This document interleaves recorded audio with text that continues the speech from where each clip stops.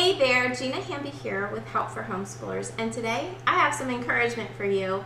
I want to talk to you about how you can be successful in homeschooling, how it's not about these certain things and it's more about these 3 principles or patterns that I want to talk to you about. So here's my oldest son. I'm Ryan, guys. Hey, how you doing?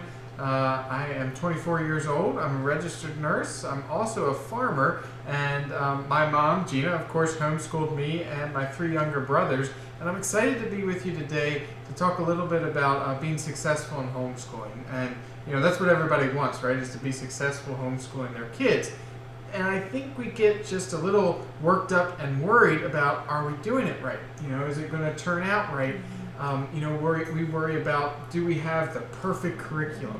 Are our students getting it perfectly?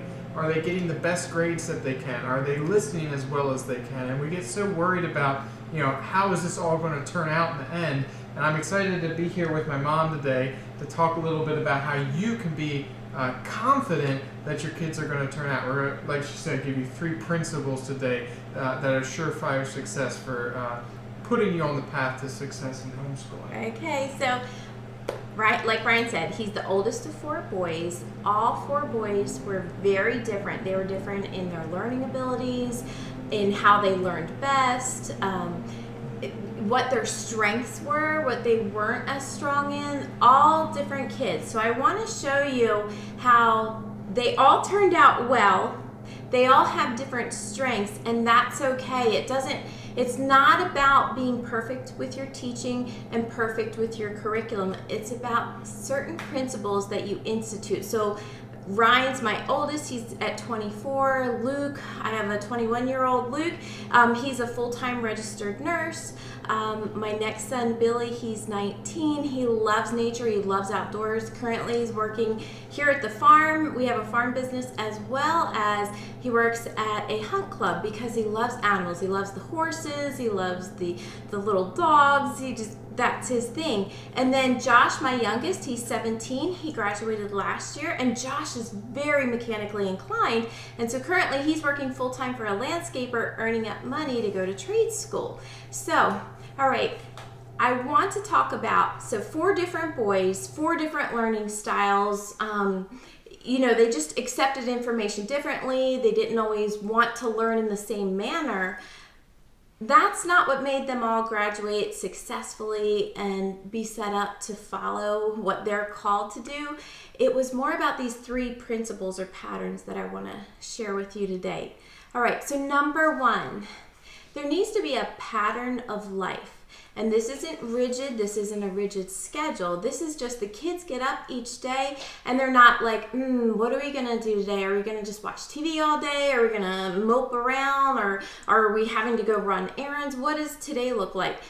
That doesn't mean there's no room for flexibility, but each day the kids are getting up. And Ryan, why don't you talk about like a typical day for us? Yeah, so I remember, when we were being homeschooled, we got up and we kind of knew what each day was going to bring. It might have been a little bit different here or there, but we knew we were going to get up. We were going to do our chores. We were going to have breakfast for family devotional time. Then we were going to do homeschooling in the morning time, into the afternoon maybe. There was lunch, and then there was afternoon break. And so we kind of knew, what was going to happen that day. There wasn't, get up and start playing video games or watching TV, or go fool around for a little bit and then maybe do some school.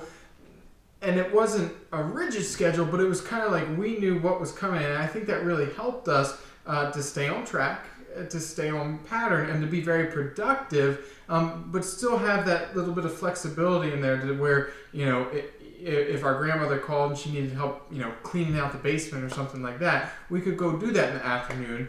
But we knew in the morning time and for most days what was coming, and that I think really helped us to be successful. And they felt like part of a team. It wasn't that mom does this and kids do that. It was more an atmosphere, a pattern where we all work together. Mm-hmm. We all work together on getting breakfast, getting chores done. We all work together through school and different projects. So it's not segregated. It was all together, which kind of brings me to my next principle or point, and that's doing life together.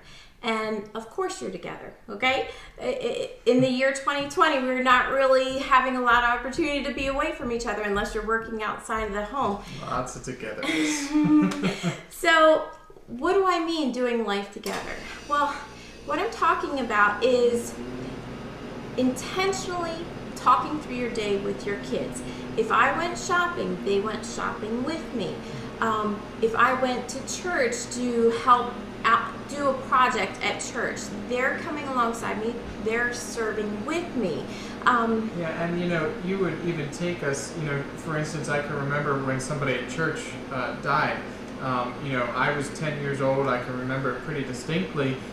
Mom had these conversations with us about, why the person died and what happened with them. And, as a 10-year-old, it was kind of like a lot to process. But she even took us to the viewings. It wasn't like she was dropping us off at the babysitter and going herself. She actually took us along with us. So we kind of learned how to respond emotionally in that situation. How to behave, when to be quiet, when to smile and greet people. They weren't afraid of different emotions. Right, and it didn't even just end there. I remember after the viewing and the funeral and everything, Mom had us making meals to take to the family afterwards to kind of help them and encourage them. And so she got us involved in making the meals. And so it was very much just this idea of doing life together. It wasn't just Mom had her adult things that she did, and the kids had us, our playtime and our kid things that we did. It was very much, we were a family unit. We worked together. We lived together. And in the end, I really think it set us up for success later in life because we knew how to deal with these different aspects of life. Everything from, like I said, going to a viewing, to grocery shopping, errands, whatever facet of life Mom was doing, she was involving us as well. And discussing it. It's important to talk to your kids. You don't want just kids that are book smart. You want kids that are life smart, that know how to handle different things that come up in life and are proficient just in general life skills. So everything is a discussion. Sometimes you'll feel like, oh my goodness, I just don't want to talk anymore, but trust me, it's worth it. It turns out exceptionally if you just commit yourself to doing life together. That reminds me of this one time where we had these two little kids come out. We have people coming out to the farm all the time to buy their food here. And these two little girls had come out and there was a dead turkey. The turkey was a baby and it had gotten sick. It had died. And they saw this little turkey and they said, "Oh no, baby turkey, it's dead." And I tried to explain it to them. They were probably like 8 and 10 or something like that. And I tried to explain to them, how the turkey had gotten sick and died.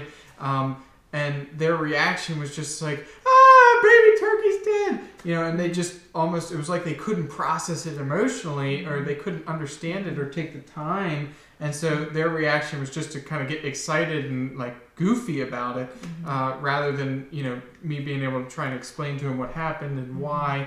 And, I think that's just a good example probably of the parents not talking with the kids and kind of walking them through a situation like this. Right. Just when you do life together, the kids understand what's appropriate and just the natural course of life. But have you been around the kids where they just freak and they just act immature and childish? And I'm not saying your kids are perfect or amazing, but like Ryan said, when he tried to explain why the turkey died, all they kept doing was just freak. Oh my gosh. They were just busy doing the freak out and not wanting to hear, well, what happened to the little turkey? Why did the little turkey die? And they just probably were not used to having conversation and dealing with real life situations. Right. And talking to adults. That's an important part of homeschooling is people worry about socialization, but because the boys were with me all the time through all of life, they learned how do you interact with adults and how do you be, put your more serious face on it and give reverence to when an adult is speaking to you. Now, I want to get to the last point, and that's all about your attitude. The last thing I want to tell you about being successful in homeschooling, not necessarily perfect curriculum, perfect school day, perfect method and system. A lot of it has to do with your attitude. And part of that attitude is joy. And it's not something you can really fake to have joy. But I have discovered that when you are grateful, when you have a heart of gratitude, it turns into joy, and it just comes out, and you're happy about life. You're not, everything's terrible. Like, that doesn't mean you don't have a bad day, but because you're grateful for your family, you're grateful for the chance to be with your kids, you're grateful for whatever blessings that you have. When you focus on the good, it'll turn into joy, and your kids will catch that as well. And I think, when you were happy and excited to be homeschooling us, we really caught that as kids, and we were excited to be learning. Whatever mom was teaching, her attitude really kind of set the pace and the tone for our learning and for our homeschooling.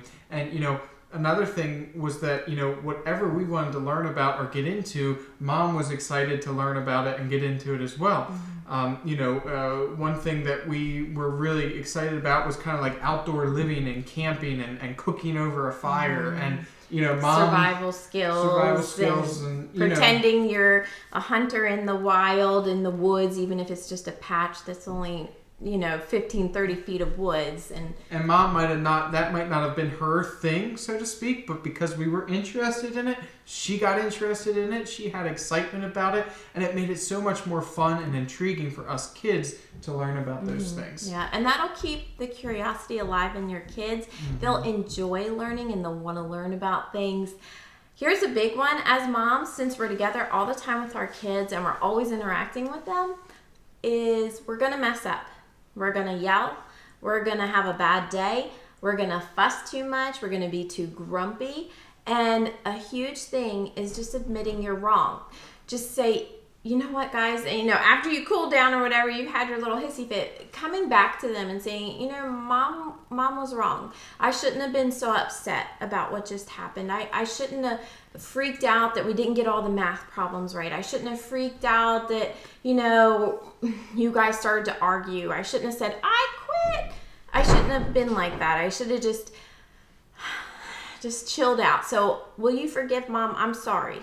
And that doesn't mean everybody's going to hug and it's going to be amazing, but just you're modeling to them that when you mess up, you come back, and you're not invincible. You're not this high power that, you're never wrong. Mom's always right. No, you don't want that attitude. You want to show them, what does it look like to go ask for forgiveness and say, I was wrong.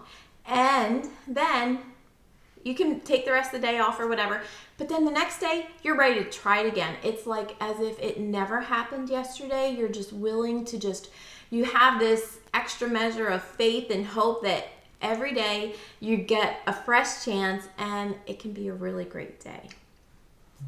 So I hope this helped you. The 3 things that are important to keep in mind, and that's your attitude, doing life together, and having a pattern of life together. That is what has made the boys successful in their education. It wasn't about being perfect or amazing or life not happening or not having the bad days. It really is about that pattern of life. That's where the true success comes in. Yeah. All right, guys, I hope this was helpful. Thank you, Ryan, for being with me today, and we'll see you next time. See you guys. Bye-bye. Right. I was homeschooled for 12 years or so, and dang it!